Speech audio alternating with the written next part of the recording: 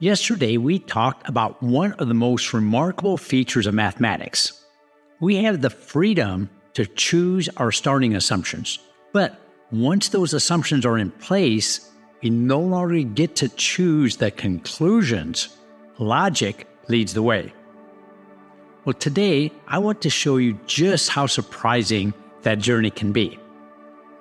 For many years, mathematicians believed that proving the Pythagorean Theorem required a particular trig identity, specifically sine squared plus cosine squared equals 1. The identity seems so fundamental that it almost feels eternally connected to the theorem itself. In fact, many believed there simply was not another way. In fact, I have a book that is on the authority of the Pythagorean Theorem that specifically states that this trig identity must be assumed. Then, in 2022, mathematicians were humbled because two high school students from Ohio found a proof. Get this, while working on a school project, they developed a proof of the Pythagorean Theorem that avoided using this identity altogether. And their proof was carefully examined by professional mathematicians, and ultimately it was even published in a peer-reviewed journal. Think about how remarkable that is. The Pythagorean Theorem has been studied for over 2,000 years. There's hundreds of proofs that have been discovered. Yet two students, simply by asking, what if we try a different approach, found something that many experts did not expect. And to me, that is one of the beautiful things that math teaches us.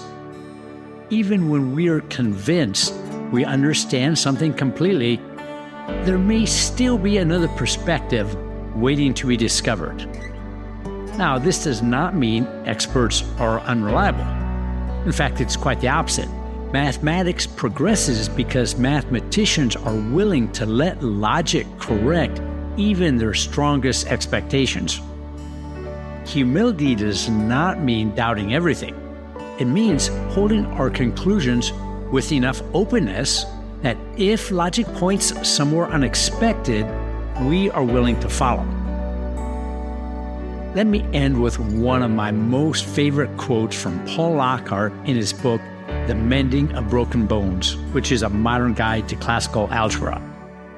So here's what Paul says. I just love how math always manages to get us off our high horse. We thought it was obvious that any two lengths must be commensurable. Not. We assumed that every number was algebraically or geometrically describable. Not. We thought we were the lords and masters of mathematical reality. Not even close. We get to play there, and we certainly get to invent and discover and explore, but we most definitely do not own the place.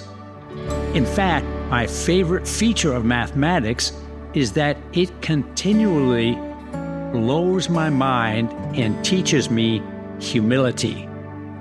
To be utterly and absolutely wrong is one of the greatest gifts one can receive.